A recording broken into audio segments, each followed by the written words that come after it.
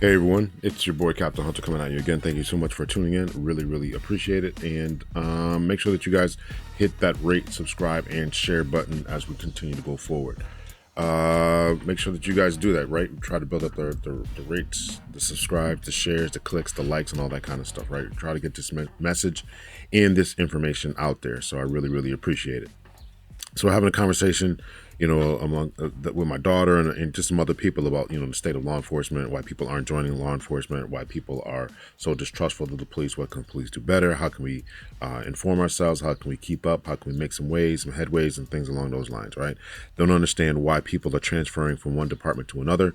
Don't understand why people don't want to join the department and are leaving after 3-4 years. Either they're going to another department or they're quitting altogether. Mass exoduses. The great resignation was not something that just happened, in corporate America, but also among police officers as well, as they try to cope with and struggle with, the changing face of law enforcement. And unfortunately, some of the self-inflicted wounds that we have given to ourselves along the years. So this is just some of the chickens coming home to roost, if you will. So just doing some a little bit of research there and I came across this article. FBI releases new details on police use of force as public grapples with distrust. And this is from Fox News. So really pretty interesting article that caused me to do some more digging around and trying to figure out, what's really going on here, right? And there's a little subtitle here that says the Alvede shooting further a sentiment of distrust among public in law enforcement, right? So that whole incident there was just a debacle. 40 minutes to an hour. We don't have the official numbers yet, but between 40 minutes to an hour, it's been estimated that police officers were there on scene and refused to go inside and engage with officers. They had a SWAT team, or they have a SWAT team. I don't know if that SWAT team is still active. I came across a Facebook post which stating that that there was a SWAT team and that they were going to go out and meet individuals. That was in 2020. Whether that SWAT team has been disbanded or not from the Alvede Police Department, I don't know. But they had to wait till Border Patrol agents showed up on the scene and that used their SWAT team to exercise and to eliminate the shooter there in a school shooting in Texas. Not in line with any of the training. I did another video about this. Not in line with any of the training that police officers receive along the way. So what happened there? I'm sure that the Department of Justice, probably the Texas Department of Safety, their DPS, is going to do a full investigation, try to give us some answers as to how a situation like that got out of hand so quickly, and so terribly. So let's kind of read through this article right quick. So here we can see that they released a report.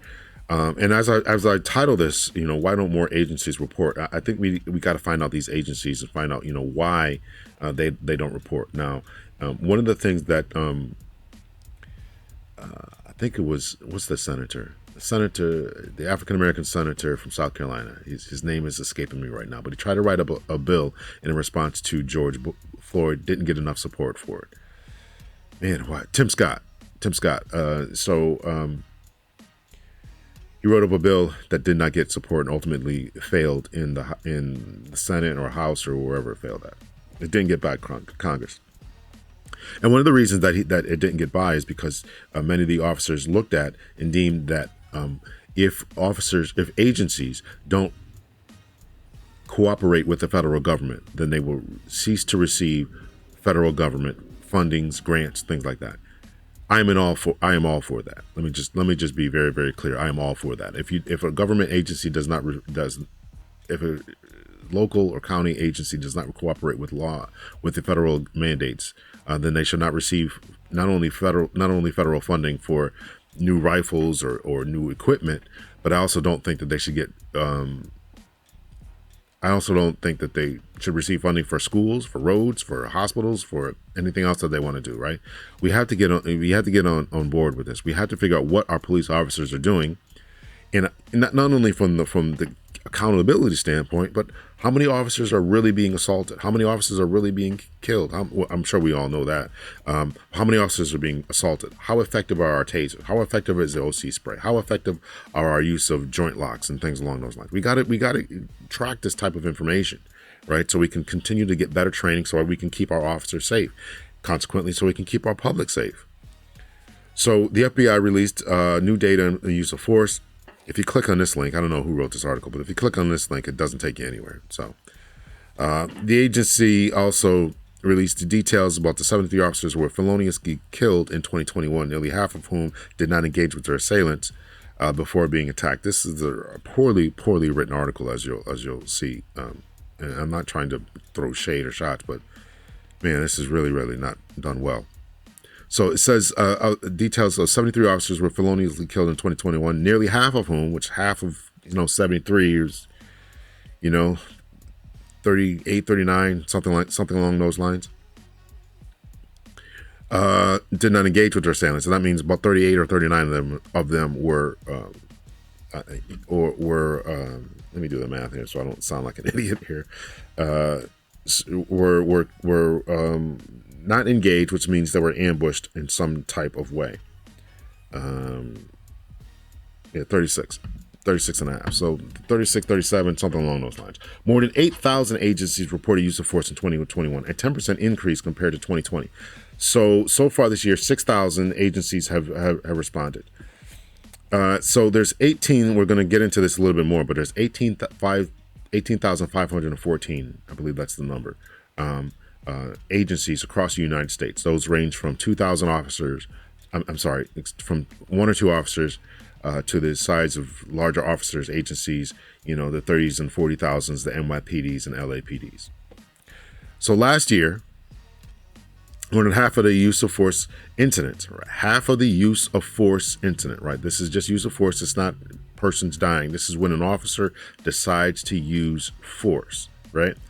And we define using force as anything more than a mere taking in of custody. So if you're arrested and somebody tells you to turn around and put your hands behind your back, and you somehow either actively resist with throwing kicks and punches, or if you tense up and they gotta do something more than that, then it's a use of force. So last year, more than half of the use of force incidences submitted to the FBI resulted in serious bodily injury. More than 33% caused the death of a person, and 17 involved the discharge of a firearm in or at the direction of a person, according to the Bureau. So again, this is so misleading to what's actually going on. Only 8,000 of the 18 reported. So we're not getting an accurate picture of how much force the police officers are using, right? Of the use of force incidents, nearly 57% officers responding to unlawful or suspicious activities, right? So if they're responding to unlawful or suspicious activities, 57% of the 8,000 or so resulting in use of force. 11 were from traffic stop, 11% were from traffic stop, 10% resulted from search warrants and a court order services, 8% came from welfare checks, 3% were the result of routine patrols, nearly 3% involved follow-up investigations, 7 were unknown or likely to never ever be known, right? So those those numbers. So we can see, we scroll through this, right? So this is, as you scroll down through the article here, it says the number of law enforcement officers killed last year. This is called LEOKA, law enforcement officers killed or assaulted, LEOKA, LEOKA. Number of officers killed represent a 20-year high among murder rates in major cities. The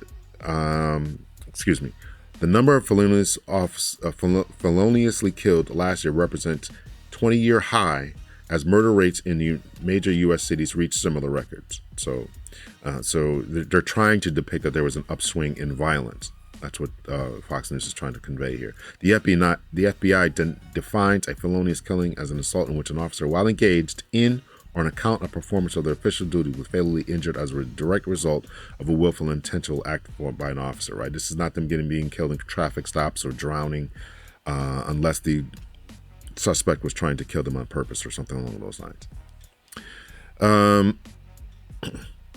Updated information released by the FBI on May 9th, however, hones in on more specific demographics of those officers killed last year. The average age of the officers killed was 39. The average length of service was 12 years. We always talked about this in law enforcement, right? As officers get more seasoned and get more experience, and they think, we're assuming that they become more lax in their duties or in their situational awareness. They become more relaxed than that. So 39 years old and 12 years on the job is the average. Of those who died, 68 were male, 5 were female. 60 victims were white, 9 were black. Race was not reported by 4 of the victims. Of the 73 officers, they counted 24 were killed in unprovoked attacks, meaning the fatal attacks came out of nowhere with no prior warning, right? Those are ambush attacks. 24. We have to do a better job in this profession. We need help from the community to get a better job of fighting the false narrative that police officers are roaming the streets, murdering our citizens, murdering unarmed black men, all that. Betsy Bratner Smith, a spokeswoman for the National Police Association and 29 veteran who currently trains officers. She added that one of the reasons that we're seeing this huge uptick in ambushes, unprovoked attacks, is because there is a pervasive false narrative in the media by activists, by some politicians, that police officers are a danger to the community. That, she said, is one of the biggest and most ignored officer safety components in this country right now. I have to agree with that. With these narratives that are going out there talking about, police officers are just roving bands of unchecked vigilantes who are out there killing unarmed black men is extremely, extremely dangerous. Very, very curious by Fox News after they're talking about this, to put rapper accused of shooting police officer has charges dropped, right? This is another ad for click on this and it'll take you to another article. Miss Betsy Smith here, says one of the reasons where we're seeing a huge uptick in ambushes, unprovoked attacks, right. In one example, an officer killed in an unprovoked attack last year. 39-year-old Baltimore police officer Keona Holly was shot in the head in December while parked in her police vehicle during an overnight shift in a high-crime area of Curtis Bay. She left 4 children behind.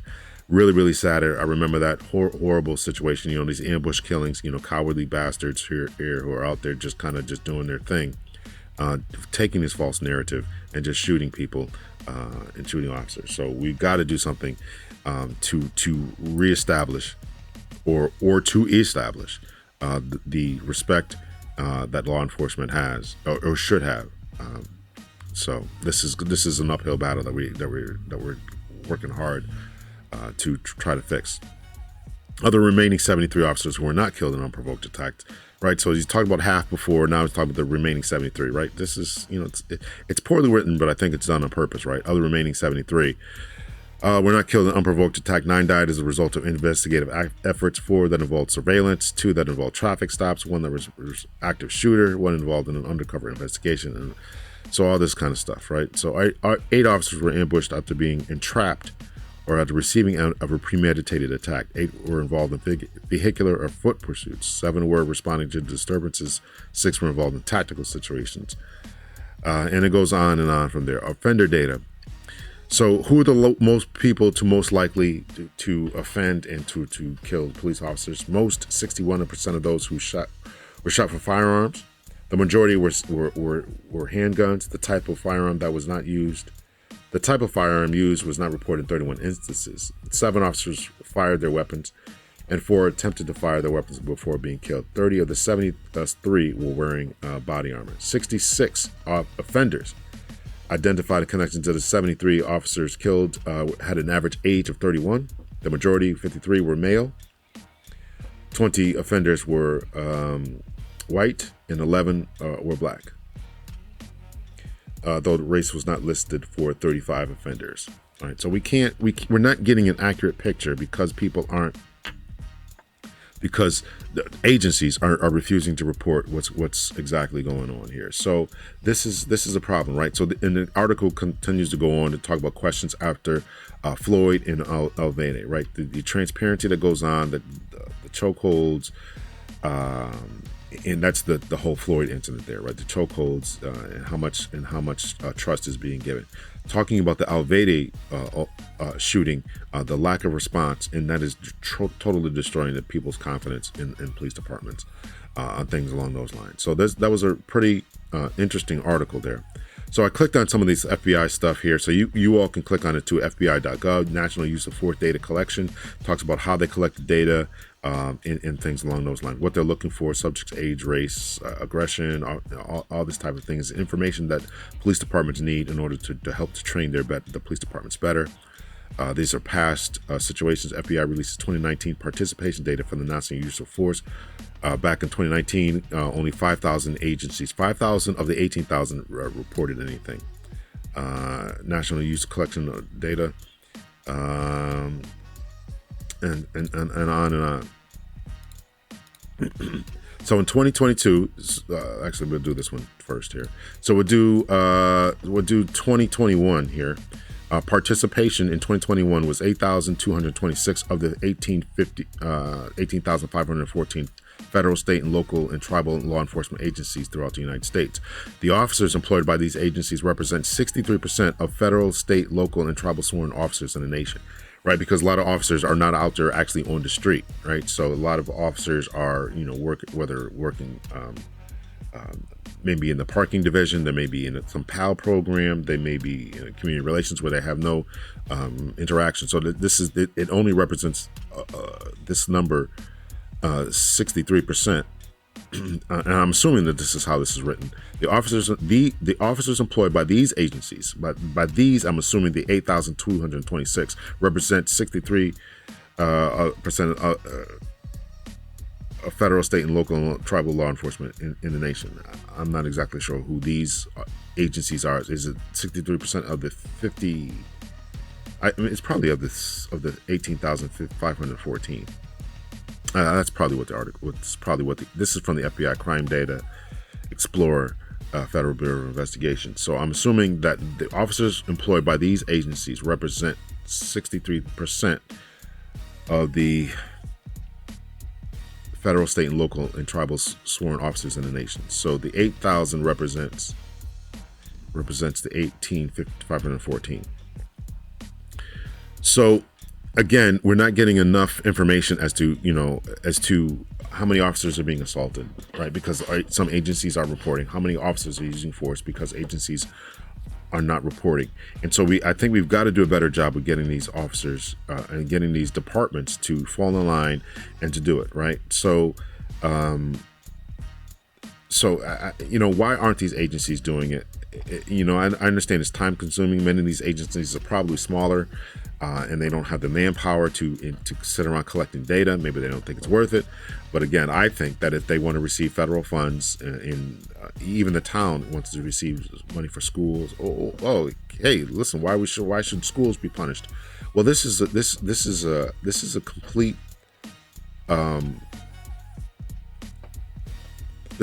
societal impact, right? The impact of education is going to turn out police officers. The impact of education is going to turn out criminals as well. And so it's all linked, right? All of our societal needs are actually all linked, right? The more effective our police departments, the safer our neighborhoods. The safer our neighborhoods, the greater our chances of children in growing commerce, growing trade, growing our economy. And therefore our schools can get better, our people can get better, people can move out of the so-called lower classes and move into the upper class, middle class. So all of this is intertwined. So if we want things to work better, then we have to connect these types of things. And why should agencies be allowed to hide? Yes, I'm going to say that word. Why should agencies be allowed to hide what their officers are doing, how much force they're using, and still expect to receive federal funding? In other entities within the city should push for the police department to participate, right? I'm sure that there are traffic divisions in different cities, whatever it is called, whatever, highway roads models, or whether it's run by the state or counties, whatever. I'm sure that they got to report how many accidents they got going on there. So if you can find out, if you're going to move into a city, you want to find out how good the school system is, how many accidents are going on the road. You also want to know how much crime is going on, how much of a response is the response appropriate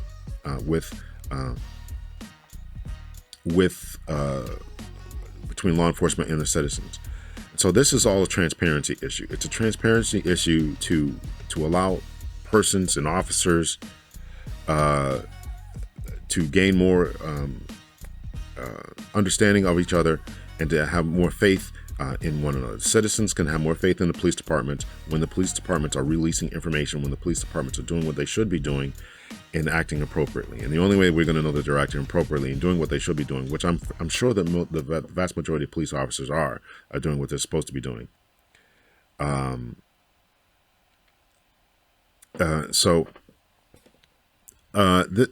is the dilemma that we're in. So let me know your thoughts. You think it's right that police departments are not required to share their information, and what do you think the remedy should be? Let me know your thoughts and your opinions and all that.